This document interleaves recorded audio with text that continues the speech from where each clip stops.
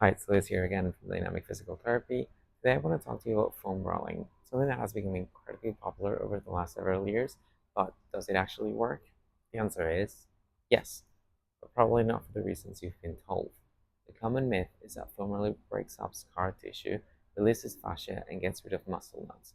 The reality is, current research suggests that the benefits of foam rolling are primarily due to temporary changes in perception and improvements in range of motion, not because it permanently breaks up fascia or scar tissue. So why do people usually feel better afterwards? Well, foam rolling can temporarily decrease your body's sensitivity to pain, so it can help us modulate it. It can increase blood flow to the area, so that's going to improve the strong-term mobility as well and help movement feel a little bit easier. So in fact, several systemic reviews and a large meta-analysis have shown that foam rolling can improve flexibility and reduce muscle soreness, but it has little effect on strength or athletic performance by itself. So think of it this way. Foam rolling is like hitting the reset button. It prepares your body to move better, but it's not a permanent fix. If your hips always feel tight or your calves constantly need foam rolling, then there's probably an underlying reason. Maybe you need more strength, maybe you need better mobility, or maybe your training load is too high. Or maybe your movement mechanic needs to improve. So here's how I recommend you to use a foam roller. So you want to spend about 30 to 60 seconds on the muscle you're targeting. So don't try to foam roll over every inch of your body. Just focus on the areas that feel stiff. And immediately after that, follow it with movement.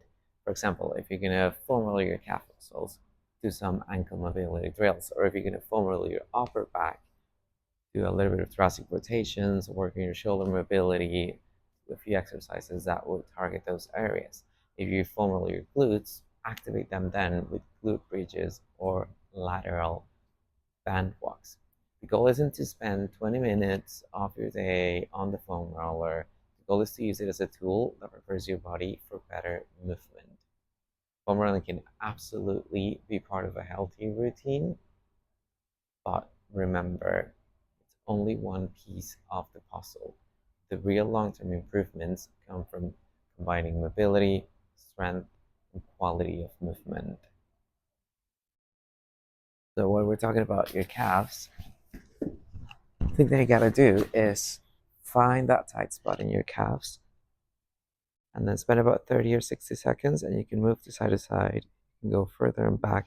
You can even pump your ankle, just flex and point.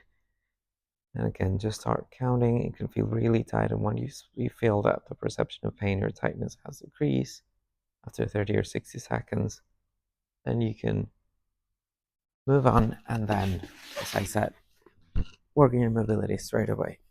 So you can do your knee to wall mobilizations, just go forward and back, forward and back, forward and back.